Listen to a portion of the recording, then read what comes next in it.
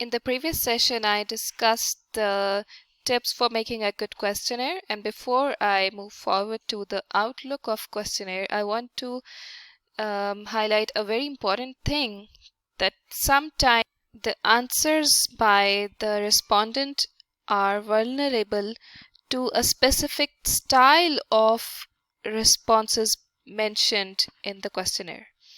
For example, a respondent is not very motivated to fill your questionnaire, but he or she takes that and then starts filling it. There is a specific response style in the questionnaire that is consistently yes, no, yes, no, yes, no options coming.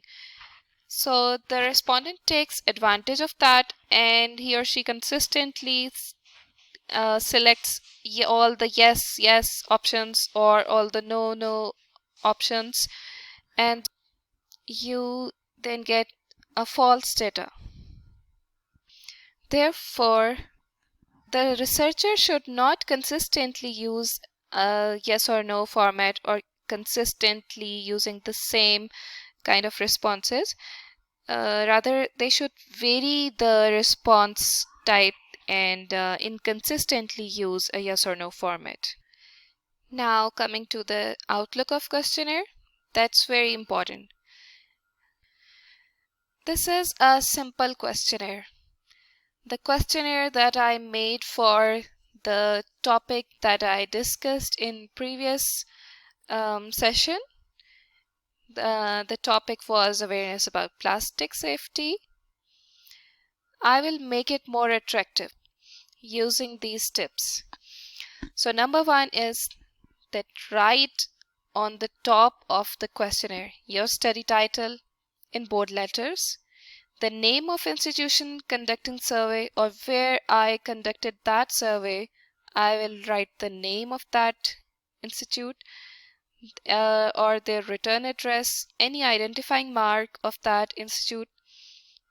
Then I will number the questionnaire items, the page numbers, and a place for recording the date of filling questionnaire. I will arrange the responses vertically in a single column.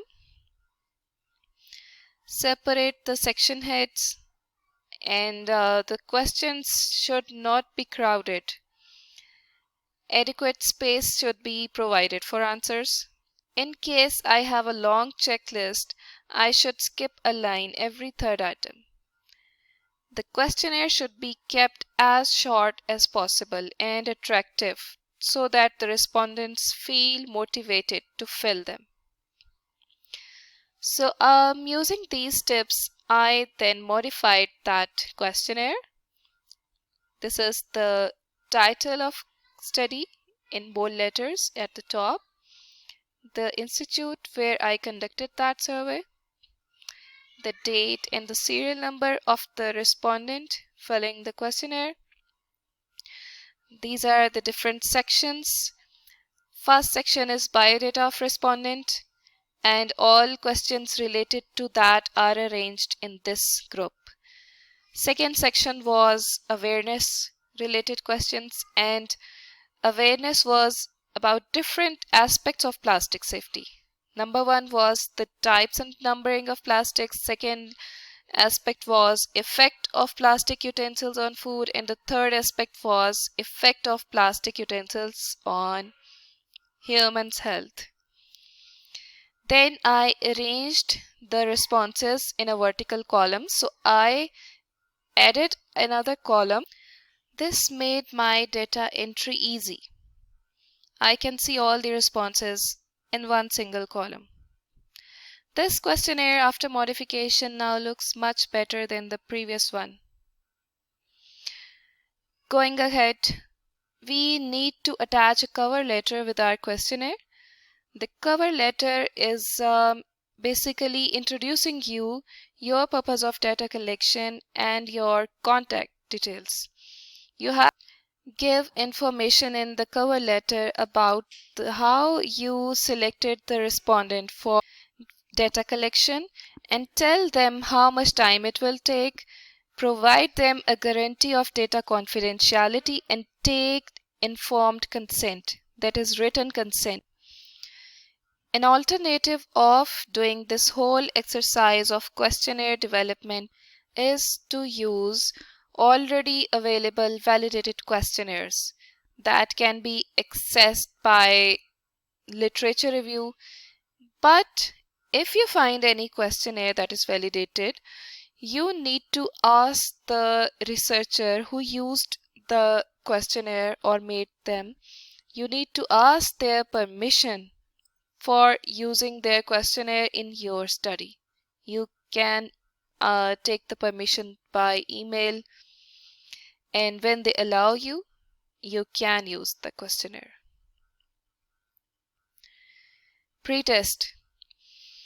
So it's always good to pre-test your questionnaire. You can test your questionnaire on some 20 to 25 people who are similar to your study population. This will help you foresee any problems that can arise later. For example, some of the questions are not easily understood by your study population.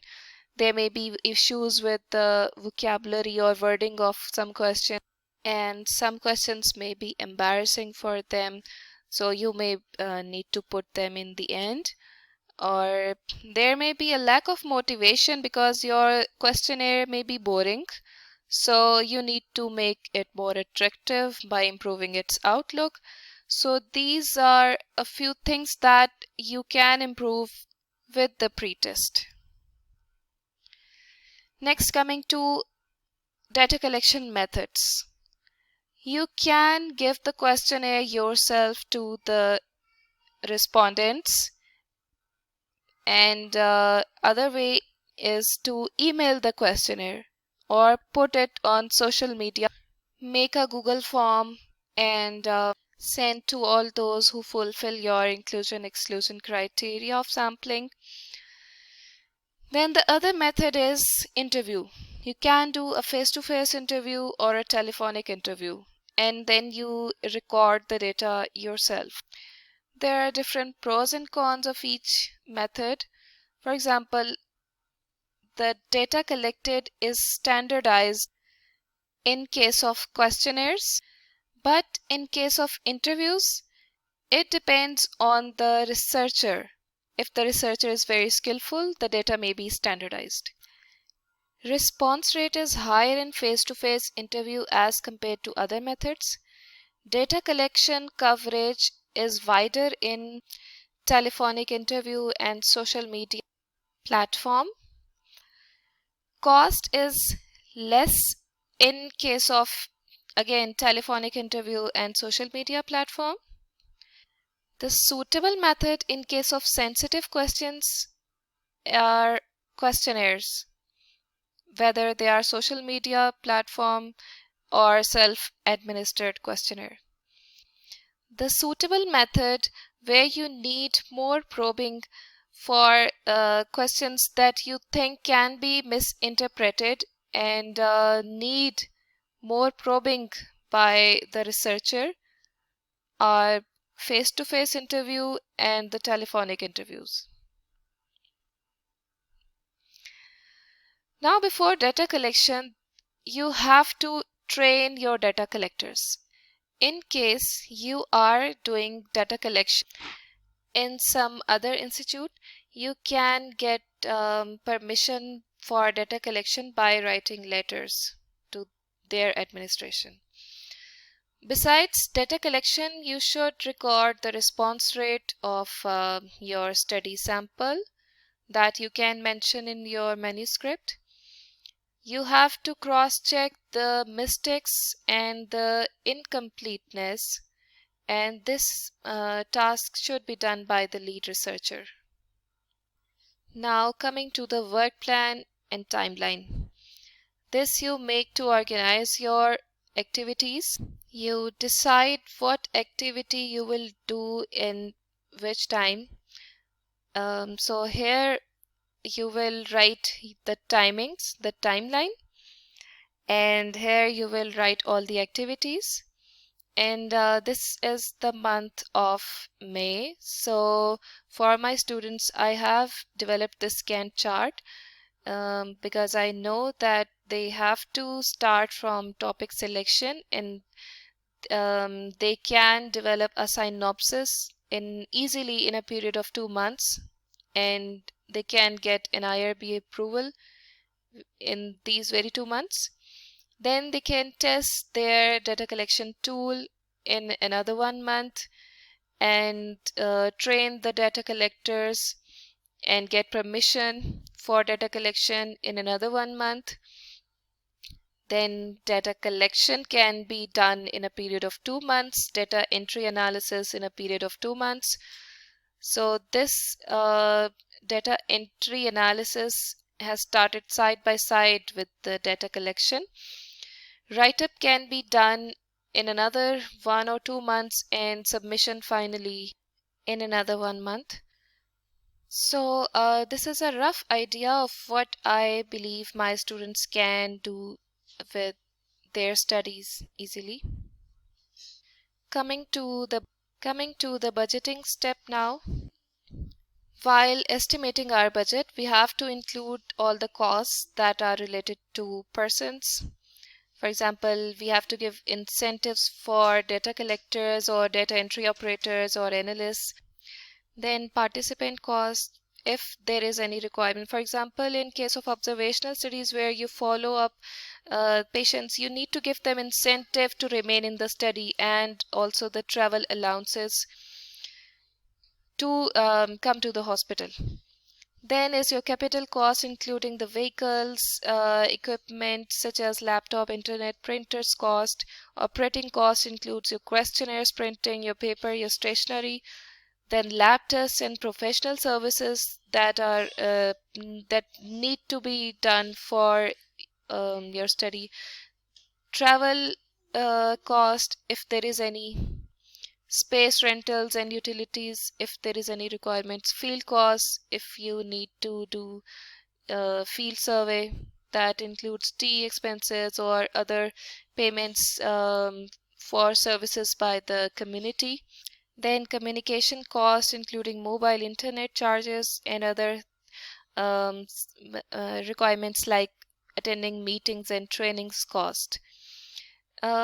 The professional services like lab tests that you do on your patients, that need to be budgeted at full cost, that is based on current and the future costs that are expected.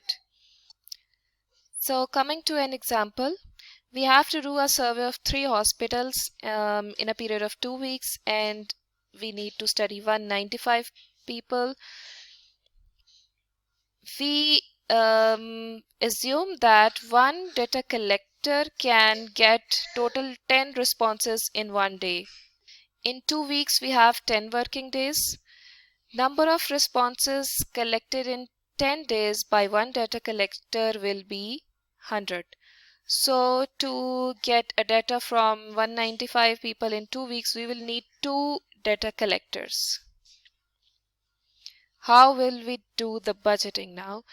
The data collectors will be given 5,000 rupees each, and as we have 2 of them, the total cost will be 10,000.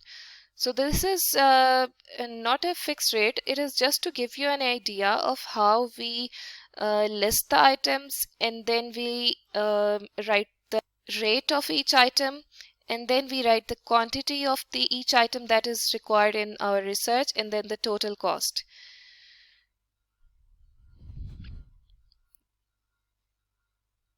Next step is after data collection, we do the entry and analysis.